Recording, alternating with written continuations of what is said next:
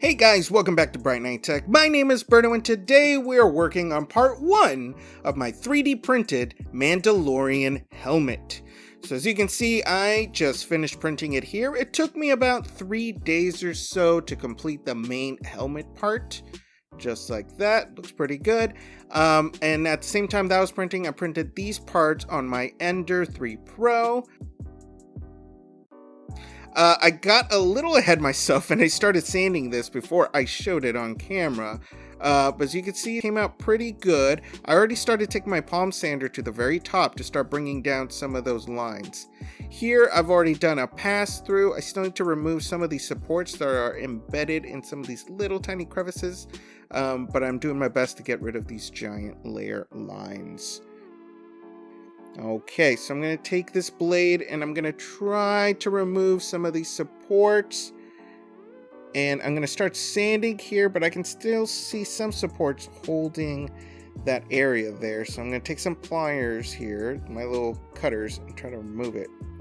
Alright, now I'm going to cover it in my wood filler that I like to use. A lot of people hate that I use this. I don't know what else to say. It works for me. I really like it. It's this Elmer's brand wood filler.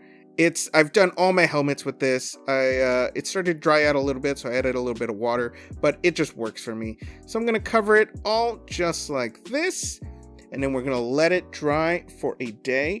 But before that, I'm going to take my little tool and go through all the little tiny crevices with it to remove the wood filler because it's more of a pain to do it when it's dry.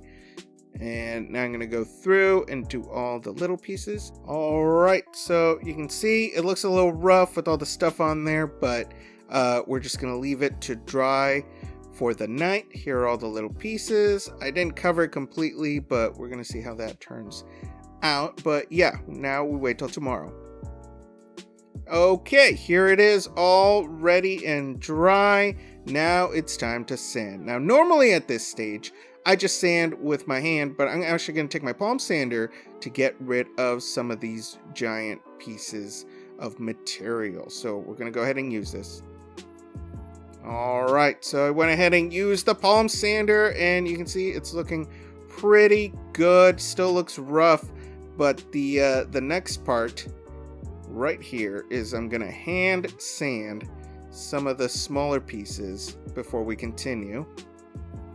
Alright, now I'm going to take my tool and try to get rid of some of the dried stuff from the edges and the corners to clean it up, and do that by hand. Okay, so I went ahead and sprayed it with some sandable primer. Next time we are going ahead and glue all the smaller pieces. We're going to do a little bit more of wood filler and then back to the sandable primer over and over again until we get it as smooth as possible. Thanks for watching. If you have any questions, go ahead and put in the comments below. Don't forget to subscribe and hit that bell button for notifications, and we will see you next time.